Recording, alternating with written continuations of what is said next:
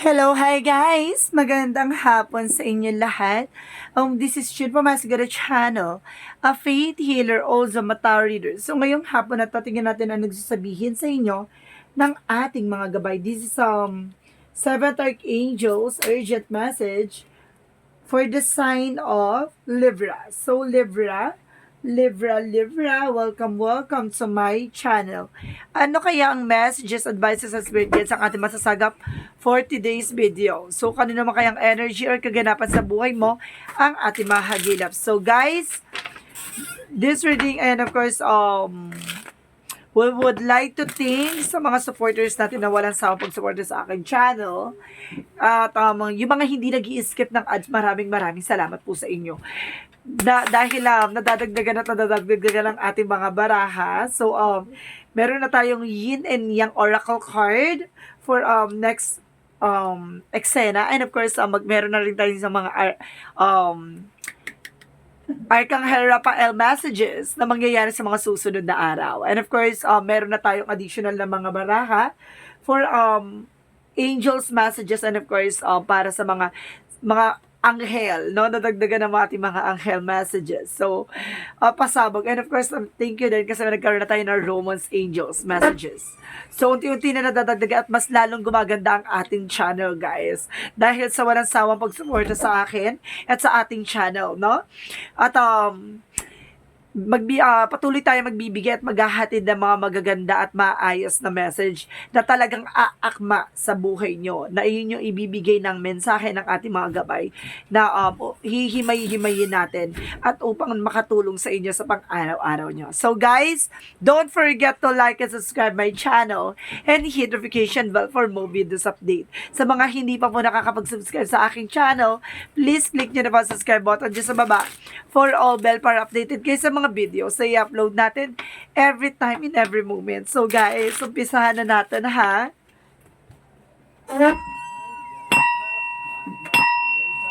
Go! So kahit na minamalat si Watashi, ilalaban natin yan. Umpisahan natin from the sign of Libra. So ano ang pinaka-message sa iyo ng ating mga gabay? Ano ang mensahe sa iyo ng ating angel spirit?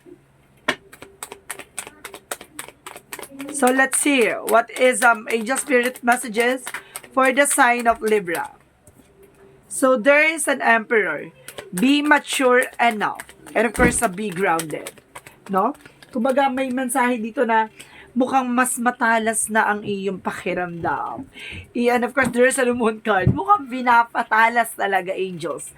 The moon card represents truth reveal, a revelation, or there's a mga hidden agenda, or there's a ship out na unexpected moment.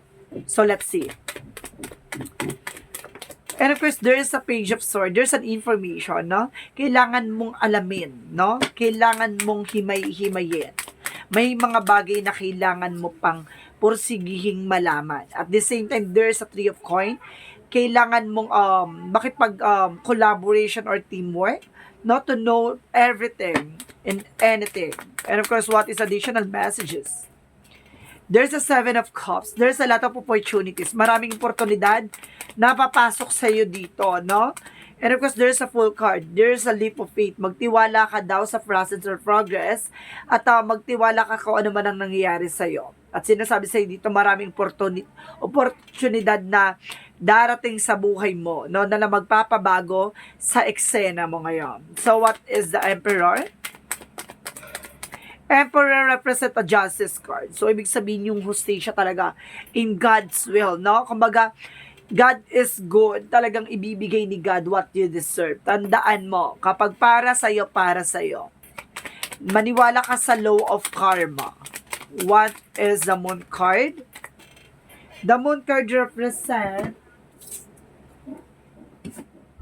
the Four of Wands and of course the the Five of Swords in reverse. There is a fair fight. May patas na laban daw na mangyayari dito na magdadala sa iyo sa celebration, no? Parang hinuhubaran ng eksena na to na para malaman mo ang katotohanan sa likod ng revelasyon at kasinungalingan. What is the Page of Swords? There is a Page of Wands, there's a good news coming in for you. May magandang balita, no? Na malalaman ka. What is the Three of Coin? There's a Pile of Cups, no? There's there's an happiness na magbibigay sa iyo ng eksena na pasabog, no? Kumbaga, about sa trabaho, negosyo, hanap buhay, may masayang kahihinatnan yan. What is the Seven of Cups? There is a Knight of Coin. There is a practicality and secure, no? Kailangan maging maingat ka. Maraming opportunity na darating sa'yo. Kailangan maging wise ka. Maging matalino ka kung how to hold or how to spend money. At the same time, what is the Full card? There is an Eight of Pentacles. See? Focus, trabaho, negosyo, hanap buhay.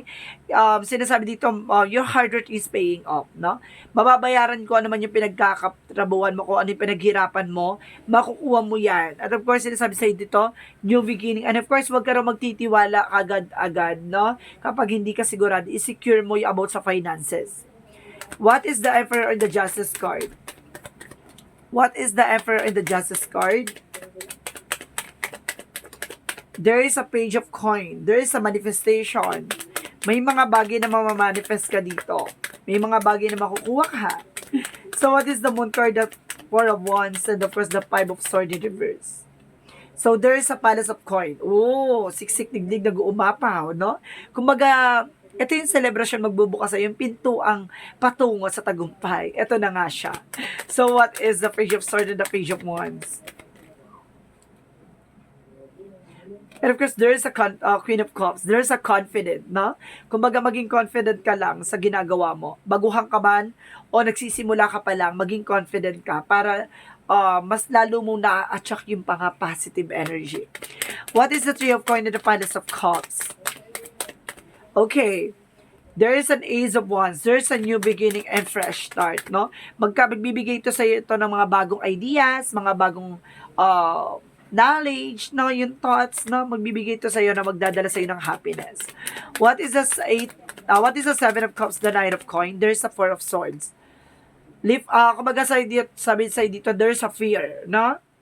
May confusion, no? May naguguluhan ka dito. Suddenly, mayroon ditong parang paggulo ng isip, no? Parang biglang naguguluhan ka o biglang nagbabago yung yung eksena mo. Sinasabi di i-secure mo, ha?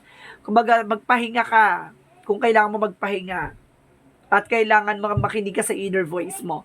What is the Full card and the Eight of Coin? There is a Knight of Sword. Okay, Knight of Sword and the Ace of Cups. Okay, thank you. Kumbaga sinasabi sa'yo dito, na there's an anxiety, deception, and fear. No? May mga bagay na kinakatakutan ka.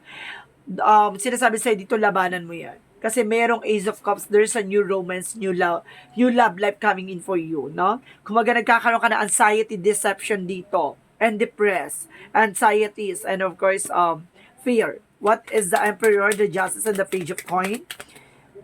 Okay, there is a Five of Coin. Ibig sabihin dito, na kumbaga manifest mo daw yung mga bagay na yan. So, ibig sabihin dito, na kailangan mo lang maging mature, kailangan mo lang maging balance. At tendency, kapag hindi ka naging balance, magkakaroon ng collapse or financial loss.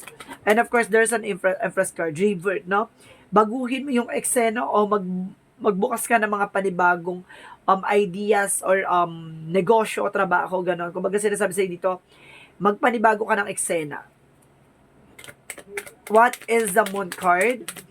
The Four of Wands, the Five of Swords in reverse, the Palace of Coin. There's a there is a Ten of Wands, burden, obligations, responsibilities. Ayun yung sinasabi sa'yo dito, no? Kumbaga, dapat maunlad ka na no? Kumbaga, dapat umaasenso ka na, pero hindi umaasenso that because marami kang responsibilidad. Marami nangyayari sa'yo, kumbaga, nagkaroon ng self-sabotage kasi inaako mo yung mga bagay na hindi mo naman dapat inaako. No, sinasabi sa'yo dito, kung ikaw sa'yo pa lang nag-earn ka na kung sa'yo napupunta yung eksena, dapat umunlad ka na, 'di ba? Ang nangyayari kasi sa'yo nakasalalay lahat ng eksena hindi dapat ganon. Yun yung naging ayun yung toxic culture ng Pilipinas, that because of inaasa sa'yo sa'yo yung eksena. So ibig sabihin dito na dapat yumaman ka na or dapat naging maayos ka na. So ito yung sinasabi na dapat mong baguhin. No, yun yung revelasyon bilang pagsisink in sa utak mo na, kumbaga babaguhin ko yung eksena na to kasi I want to do or I want to have a new life na magbibigay sa akin ng celebrations or happiness, no? Kumbaga ngayon patas na Kumbaga nagkaroon ka na ng awakening, no? Nagkaroon ka na ng biglaang pagbabago sa isip mo. So what is the Page of Swords, the Page of Wands, and the Queen of Wands, no? So, there's a Page of Cups.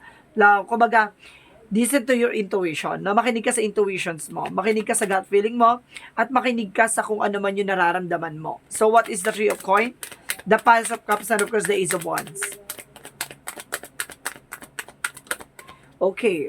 There is an Eight of Swords. No, yun yung sabi ko, diba?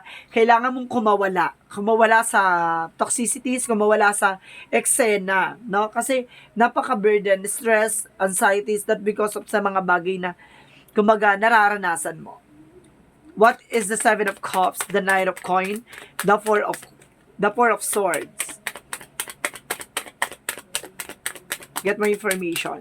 Okay, thank you. There's an Eight of Cups, letting go, walking away from the situation. Kailangan mo nang kumawala, Kung hindi ka kumawala dyan, hindi magbabago. No, kailangan mo mabago yung eksena. Kasi naguguluhan ka na nagbaback and forth eksena ka na ngayon. So, ibig sabihin dito, kailangan mo nang kumawala sa takot, pangamba mo. Kasi, ang kinakatakutan mo kasi, yung mga responsibilidad na minsan hindi mo na kinakaya. So, what is the full card? The Eight of Coins, the Knight of Swords, and of course, the Ace of Cups. Okay, there is a Three of Cups. There's a celebration, no? Kumbaga ngayon, magkakaroon ka ng bagong simula at binitawan mo na yung eksena na yun. Kumbaga, magkakaroon ka ng self-love, no? Parang minahal mo na yung sarili mo. Ngayon, unti-unti mo na natututunan na parang bumitaw sa mga eksena na yun, no? What is the outcome? Ano yung pinaka-outcome ng storya na to? There is a Four of Coins. Protect your power, protect your energy. Kailangan mo proteksyonan kung ano yung mga pinaghirapan mo. At the same time, okay, this is a King of Wands, control, no? And of course, there is a Knight of Coins na there's an abundance, potential of abundance. Kumbaga, magkakaroon ka na masagana at dudumugin ka ng mga client, customers, o ano mo. Kumbaga, magkakaroon ka ng savings, kumbaga, magkakaroon ka ng negosyo. Kumbaga, sinasabi sa'yo dito, kontrolin mo at kailangan mo proteksyonan yung pinaghirapan mo at yung proteksyonan yung growths mo. See, parang ngayon, para pagmumulat no? Para nagising ka na sa katotohanan. 'Di ba? Hindi kumbaga hindi gawing responsibilidad or yung or hindi mo ako dapat yung obligasyon, no? Parang gano'n. What is the energy? There's a yin and yang. Maging balance ka, negative and positive energy. At the same time, there's a 4 chakra Archangel Raphael for healing. And of course, there's a journey, no? Kasama sa journey mo. Kasi kung hindi mo naranasan yan, hindi ka matututo. So, what is the yin and yang? What is the yin and yang? There is an assistant, spirit guide. See? The inner voice na kailangan mong makinig. Kailangan mong pakinggan yung ating angel spirit, and that's a spy. There's a watching you and stalking at you. Meron sumusubaybay at mayroong kumbaga meron nag-i-stalk sa iyo. And of course, there's a masculine energy. Oh, wow. Meron ditong sumusubaybay sa iyo na mayroong taong may gusto sa iyo. No? Masculine energy. So possible it's a guy, no? It's a guy. And of course, fifth chakra Archangel Gabriel daw. So, sa intuition mo, makinig ka sa intuition sign. So, let's see, what is additional messages? What is additional messages? There's a death card. There's an ending and a new begin, and there's a doubt, no? Alisin mo daw yung pangamba mo, no? At na lahat ng mga bagay na masasagot ng lahat ng katanungan mo. So, let's see. What is the Romance Angels? Unrequited love. There is not enough attraction or chemistry to keep this relationship going. No, parang kumbaga parang wala ng chemistry or wala ng sense or wala ng love, no, yung nangyayari. And of course, parang boring na. So, sinasabi sa'yo dito na mukhang nagkaroon ng ending ang relationship. And of course, let go of control issue. Allow the situation unfold naturally. So, wag mo daw kontrolin o wag mong kumbaga wag mong pilitin or i-pressure yung bagay na kung na dapat ay baguhin na. 'Di ba? Minsan the more natin na pinipressure or kinokontrol yung eksena na kumbaga nakakasama. And of course, there's a perseverance, no? Pagtyaga. Kailangan mong pagtyagaan ang alin? Perfection, yung bagong ang ideas nor knowledge, no? Kailangan mo raw siguro baguhin din yan. At the same time, what is angel spirit messages?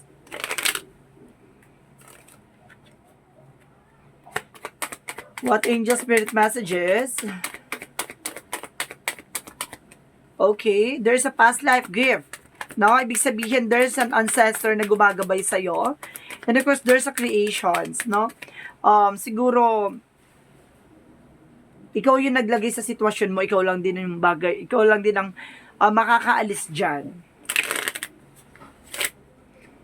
So, what is the Monsology? Surrender to the divine. No, kailangan mo i-surrender and communication is the key. Na kung hindi ka makikipag-collaborate at hindi ka coordinate sa kanila, wala rin mangyayari, no? And of course, meditate and contemplate. So, kailangan mo mag-meditate and of course, mag-contemplate sa magdasal at the same time, no? What is Archangel Michael messages? Your home is protected by angels. So, pinoprotektahan daw ng ating mga anghel ang inyong tahanan. And explore your options, no? Kailangan tumingin ka pa sa mga ibang directions or ways, no, na gagawin mo para ma-enhance mo at magkaroon ka pa ng discovery sa sarili mo. Explore your options. What is additional messages? There's a body work. So, ibig sabihin yung iba dyan, kailangan ng healing for a massage. No, para ma-retreat yung utak mo. And of course, there's a writing. You heal, inspire, teach, and entertain with the words rewrite. O, ibig sabihin dito, kumbaga, yung mga bagay na sinusulat mo, yung mga bagay na tinuturo mo, minsan ay nakaka-inspire ka ng tao. So, what is the Jesus-loving quotes? Blessed are they that hear the word of God and keep it, no? Yung mga binibless daw, yung mga taong naniniwala sa salita ng Diyos. Yung mga taong alam yung salita ng Diyos, yung mga may takot sa Diyos. Yun yung mga binibless ni God. So, what is the messages of life? There's a 111, I am creative. So, let's see.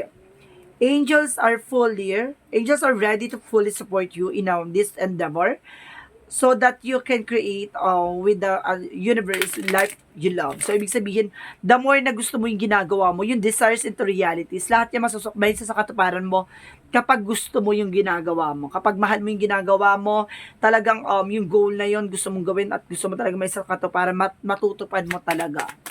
So, what is the messages of life? Parang paalala yan na go, do it on your own. And there's a simplicity.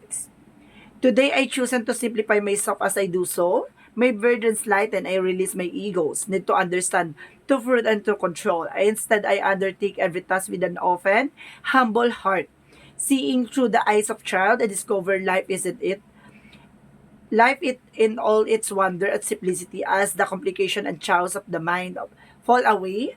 I remember I am not one with the light. So, ibig sabihin, alam mo na, kumbaga, simply is the best. No? Kumbaga, alam mo sa sarili mo na, kumbaga, alam mo na wala kang ginagawa or wala kang tinatapakan tao, alam mong tuloy-tuloy lang yung laban mo, the more ka nagsasucceed. No? Kumbaga, hindi mo kailangan magpakabonggahan at kailangan makipag-competition sa ibang tao. So, sinasabi sa'yo dito na, kailangan mo na maintindihan na may pagbabago na mangyayari sa'yo. No? Kailangan mo lang alisin yung mga toxicities, yung mga, kumbaga, cycles or mga sistema na hindi na healthy, no? Sa kailangan mo ng pakawalan yon. So, guys, this reading is 7 Archangels messages for the sign of Libra. This reading is a reading lamang, hindi lahat makaka-resonate. Kunin lamang pa makaka-relate sa inyo and comment down below kung kaninong energy ang ating nasagap. And don't forget to like and subscribe my channel and hit notification bell for more videos update. And of course, comment down below your full name, birthday, and of course, location nyo kung saan man kayo naroroon para at least sa susunod na reading natin, masagap natin ang inyong energy, no?